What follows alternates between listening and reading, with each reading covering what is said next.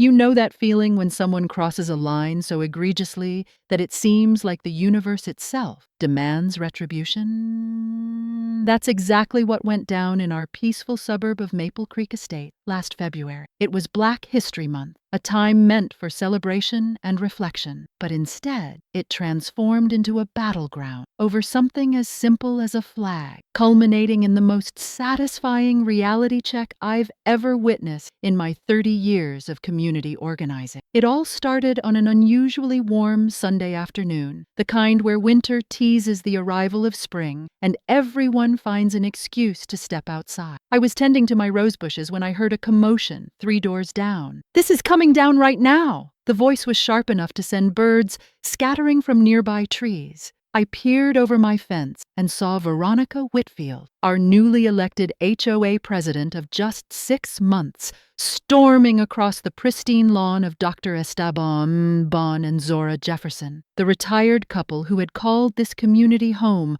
longer than most of us. Veronica's platinum blonde hair was tied back in a tight ponytail that swung sharply as she marched. Her designer sunglasses perched on her nose, despite the cloudy sky. In her perfectly manicured hand, she held a printed copy of what I assumed were HOA rules, flapping in the breeze like a weapon she was ready to strike. Dr. Jefferson, a former constitutional law professor at the state university, sat on his porch swing, absorbed in a book, seemingly unaware of the storm approaching his doorstep. His wife, Zora, a retired head nurse from Memorial Hospital, was tending to the colorful patch of early crocuses that lined their front path. The source of Veronica's fury was fluttering softly from a flagpole mounted by their front door, a red, black, and green Pan-African flag, its colors standing out boldly against the Jeffersons' traditional colonial home. I put down my pruning shears and moved closer, pretending to check my mailbox. Something told me this wouldn't end well, and someone needed to be a witness. "Mrs. Whitfield, Dr. Jefferson," he said calmly, closing his book and standing up slowly to his impressive 6-foot frame despite being 75. "What seems to be the problem?" This flag!" Veronica spat, her tone venomous. "It violates Section 8, Paragraph 12 of our HOA covenant. Only American flags and seasonal decorations are allowed as front-facing displays." Zora straightened up from her gardening, brushing soil from her hands. At 70, she moved with the grace of someone 20 years younger, but her expression bore the fatigue of someone who had seen this scene play out too many times. "That's not what the regulations say, Veronica," Zora replied, her voice melodic but firm. "The rules only specify that flags must meet certain size requirements and be properly mounted. There's nothing about content restrictions unless the material is offensive. This is a cultural flag for Black History Month." Veronica's face turned a deep shade of crimson beneath her flawless makeup. The board I serve on, has determined that non-American flags decrease property values and disrupt aesthetic cohesion," she snapped. "This flag has to come down, or you'll be fined $100 per day of violation." Before either of the Jeffersons could respond, Veronica did the unthinkable. She stormed up the 3 porch steps, grabbed the flagpole, and yanked it down. The mounting bracket, clearly not designed to withstand that kind of force, cracked. The flag fell into her hands, and in a moment of petty drama, she tore it down the middle. "There," she said, tossing the shredded flag onto the porch like it was nothing more than garbage. Problem solved. I couldn't help but gasp from where I stood, as did several neighbors who had appeared at their windows, drawn by the commotion. Across the street I noticed Amara Okonkwo, the young journalist who had moved in last summer, recording the entire scene on her phone. "How dare you!" Zora's voice trembled, not from fear, but with such controlled rage that it seemed to chill the air around us. "You have no right to destroy our property." Dr. Jefferson placed a steadying hand on his wife's shoulder, his calm demeanor remarkable. However, I could see his jaw muscle twitching. "Mrs. Whitfield," he said, his voice carrying the authority of a seasoned professor, "you've just committed criminal trespass and destruction of property. I suggest you leave our property immediately while we decide whether to pursue charges." Veronica snorted, clearly unimpressed. "Press charges, please. The police have more important things to do than mediate petty neighborhood disputes. I'm just enforcing the rules we all agreed to when we moved here. We've lived here for 27 years, Zora said, her voice steady and unwavering. Long before these arbitrary new interpretations of the rules came about, that flag represents our heritage, and you have no legal right to remove it, let alone destroy it. By now, a small crowd had gathered. I recognized the Patels from the corner house, the Rodriguez family from across the park, and Elliot Chambers, our HOA vice president, looking distinctly uncomfortable as he lingered at the edge of the Jeffersons' lawn. "Elliot," Veronica called, spotting her unwilling right-hand man, "tell these people that the board's decisions are final." Elliot, a middle-aged accountant with a perpetual expression of mild discomfort, shuffled forward. "Well, technically, Veronica, we only voted on size restrictions for displays, not content, and physical removal of items wasn't authorized in the—" "Oh, for heaven's sake!" Veronica interrupted, exasperated. "Are you seriously taking their side?" The implication hung in the air like a thick, unpleasant cloud. Several neighbors exchanged uneasy glances. Maple Creek's demographics had indeed been shifting over the last decade, becoming more diverse, a change most of us embraced, but clearly one that unsettled Veronica. Zora had pulled out her phone and was texting someone, her fingers moving quickly across the screen. Dr. Jefferson had picked up the torn flag from the porch, treating the fabric with the reverence one might show a fallen comrade. "You know, Veronica," Dr. Jefferson said quietly, though his voice carried across the yard. "My father flew a flag like this when he marched with Dr. King and Selma. He was beaten by state troopers for the honor. I wonder what he'd think of this moment." His words landed like a stone thrown into still water, sending ripples of discomfort through the crowd. Even Veronica seemed momentarily taken aback, but she quickly regained her composure. "Playing the race card won't work here," she said, brushing invisible lint from her designer cardigan. "This is about property values and community standards, nothing more." "Is it?" Zora asked, glancing up from her phone. "Because you didn't tear down the O'Malley's Irish flag during St. Patrick's Day last year, or the Giordano's Italian flag on Columbus Day. Funny how your concern for community standards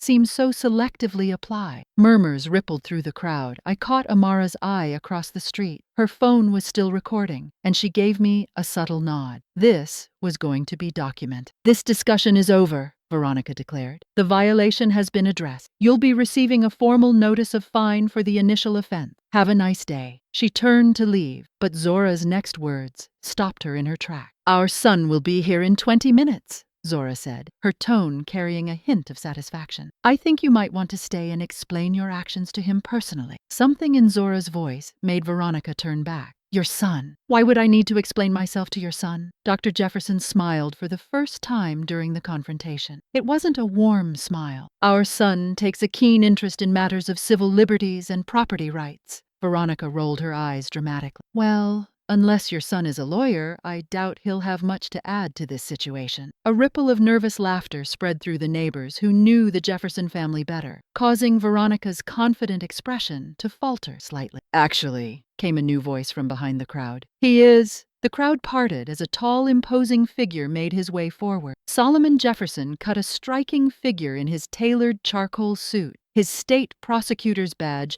visible on his belt as he removed his sunglasses. At 42, he had his father's height and his mother's piercing gaze, combined with the assured presence of someone who was no stranger to commanding courtroom. "Solomon Jefferson, State Attorney's Office," he said, extending his hand to a suddenly pale Veronica. "I understand you've been making some interesting interpretations of property law on my parents' porch today." The collective gasp from the crowd would have been comical in any other context. Everyone in our state knew Solomon Jefferson. His successful prosecutions of corrupt officials and landmark civil rights cases had made him a household name. His face appeared regularly on local news, and rumors swirled that he was on the governor's shortlist for a state Supreme Court appointment. And Veronica had just torn up a flag on his parents' property. "I was just enforcing HOA regulations," Veronica stammered, ignoring his outstretched hand. "Your parents were in violation." Solomon nodded thoughtfully, reaching into his breast pocket to produce a small notebook. "I see.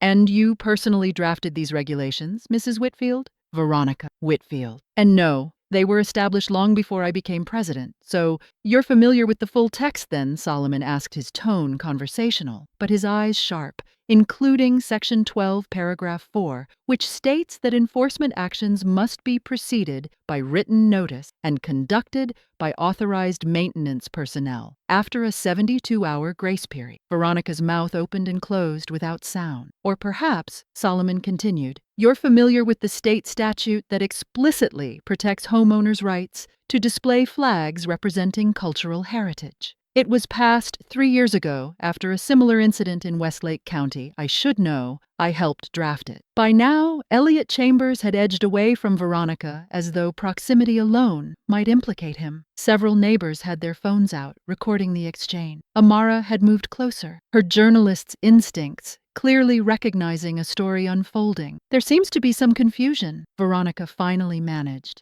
Perhaps we should discuss this at the next board meeting. Oh, I think this requires more immediate attention, Solomon said, his voice hardening slightly. Destruction of private property is a criminal offense, HOA president or not, and when that destruction appears motivated by racial animus, it potentially escalates to a hate crime investigation. The word hate crime hit like a thunderclap. Veronica physically recoiled. That's absurd. This isn't about race, it's about rules. Rules that seem to be selectively enforced, Solomon observed. My mother mentioned other cultural flags displayed without incident. That's a pattern that would interest my office greatly. He turned to the crowd. Would anyone else care to share experiences with selective enforcement of regulations in this community? To Veronica's visible horror, hands began to rise. The Patels described receiving violation notices for their Diwali decorations, while Christmas lights were permitted to stay up for months. Mrs. Rodriguez recounted being cited for cooking odors when making traditional family recipes. Mr. Washington, from the end of the block, had been warned about excessive gathering when hosting his church group, predominantly black, while the O'Malley's weekly football party, with twice the attendance, received no scrutiny. With each testimony, Veronica seemed to physically shrink. Solomon took notes, occasionally asking clarifying questions with practiced precision. Well, he finally said, closing his notebook. This gives me plenty to work with. My office has been investigating discriminatory practices in HOAs across the state. Maple Creek Estates just jumped to the top of our list. He turned to his parents. Do you have the original flag bracket? Dad, Dr. Jefferson nodded. In the garage. It's damaged, though. Document everything, Solomon advised, slipping back into sun mode momentarily. We'll replace it. And Mom, he added with a small smile, I brought you something. He returned to his car, a state-issued sedan with government plates that had surely not escaped Veronica's notice, and came back with a package. Unwrapping it revealed a new Pan-African flag, larger and more vibrant than the one Veronica had destroyed. Lat in a series of cultural heritage flags my office is distributing as part of our community education program, Solomon explained, loud enough for everyone to hear. Weather-resistant material, too guaranteed to last through even the stormiest conditions. The metaphor was lost on no one. You can't do this, Veronica said, but her voice had lost its authoritative edge. The board has decided. The board acted illegally. Solomon cut her off, and illegally destroying property to enforce an illegal rule compounds the problem. I'll be sending formal notice to all board members tomorrow regarding potential liability. For now, I suggest you return home and consult a lawyer of your own. You're going to need one. As if on cue, Esteban emerged from the garage with tools and began reinstalling a new bracket while Solomon held the flag with deliberate care. Abandoned by her allies and facing a crowd of increasingly emboldened neighbors, Veronica finally retreated, her parting shot. This isn't over, lacked conviction as she hurried back to her Tudor-style home 3 doors down. Actually, Solomon called after her, from a legal standpoint it was over. The moment Veronica tore down that flag, everything that followed seemed like a mere footnote. The crowd slowly dispersed, many pausing to speak quietly with Solomon or offer support to his parents. Amara Okonkwo approached, her phone still in hand. Mr. Jefferson, I'm with the Metro Tribune. Would you care to comment on what just happened and how it relates to your office's ongoing investigation into discriminatory HOA practices? Solomon's media-trained smile appeared. While I can't speak to specific ongoing investigations, I can confirm that today's incident is exactly the type of overreach our task force was designed to address. Homeowners have federally protected rights that no HOA can override, especially when it comes to cultural expression and equal treatment within community governance. By evening, Amara's video had gone viral on local social media. By the next morning, regional news outlets had picked it up, with Solomon's soundbite featured prominently. By the afternoon, Veronica Whitfield had submitted her resignation from the HOA board, citing personal reasons and health concerns. The emergency HOA meeting 3 days later had an unprecedented turnout. Folding chairs had to be brought in to accommodate the packed crowd at the community center. Solomon arrived early, accompanied by a legal team and boxes of documents. What followed wasn't so much a neighborhood meeting as it was a masterclass in civil rights law as applied to residential governance. The pattern of selective enforcement we've documented here is not just unfair, it's illegal, Solomon said, standing before charts displaying violation notices categorized by homeowner demographic. The financial repercussions for an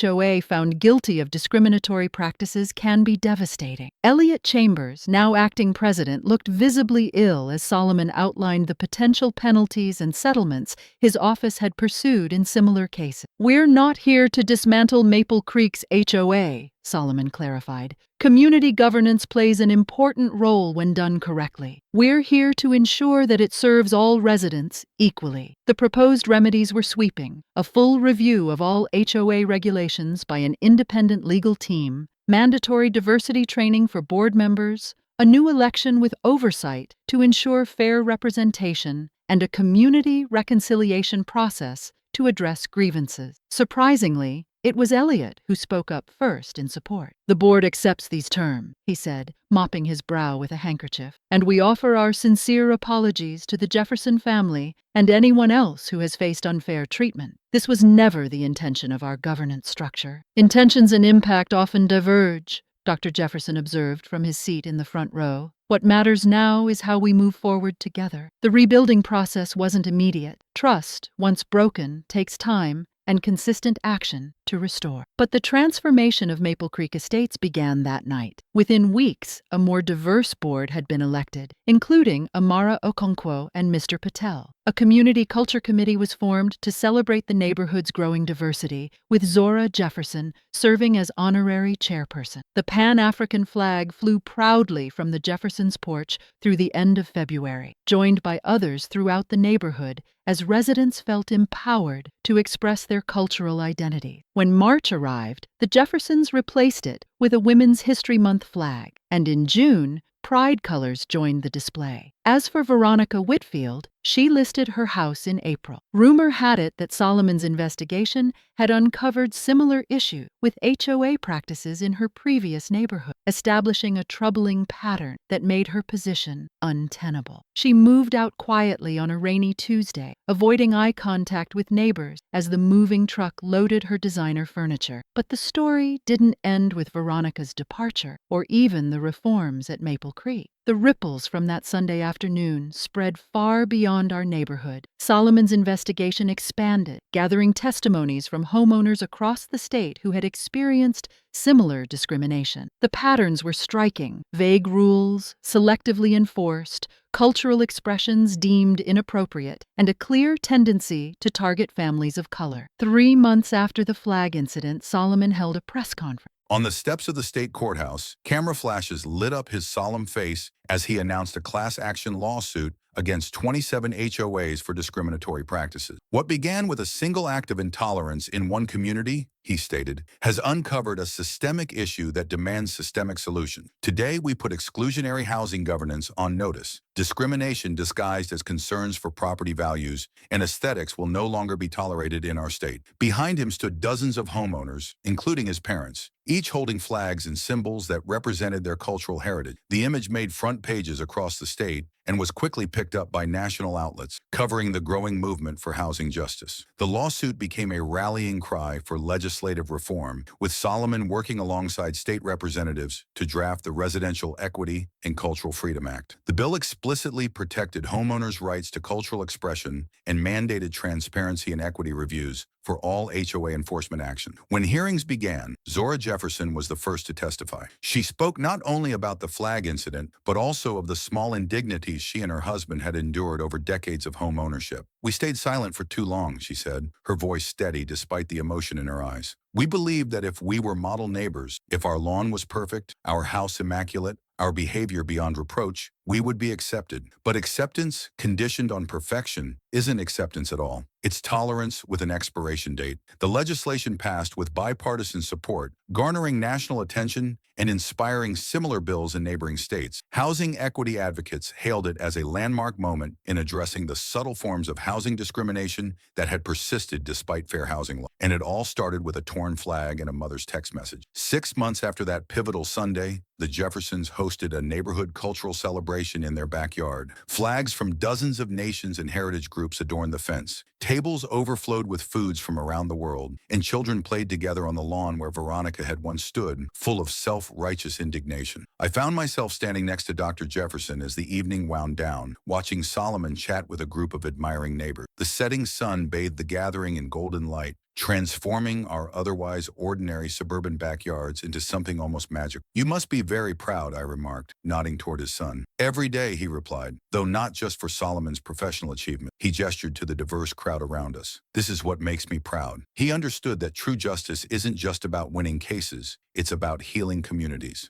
Zora joined us, slipping her hand into her husband. "Who would have thought that Veronica's temper tantrum would lead to all this?" she mused. "Sometimes it takes someone tearing something down for you to build it back better," Dr. Jefferson said with a smile, his gaze shifting to the new Pan-African flag now flying proudly from a dedicated pole in their garden. It was perfectly visible from the street, but strategically placed on their private property where no HOA regulation could touch it. As the evening deepened into twilight, Solomon called for everyone's attention. Glasses were raised as he offered a toast. "To neighbors becoming friends," he said, his voice carrying across the gathering. "To communities becoming family. And to the courage it takes to stand firm when others try to tear down what matters to you." The cheer that followed felt like a healing balm on old wounds, both seen and unseen. Children ran through the yard with sparklers, their paths of light cutting through the dark like hope made visible. Later, as guests began to leave, I noticed Amara in a serious conversation with Solomon. Their heads were bent together over her phone, both looking intently at the screen despite the festive atmosphere. "Another story in the works?" I asked. Approaching them,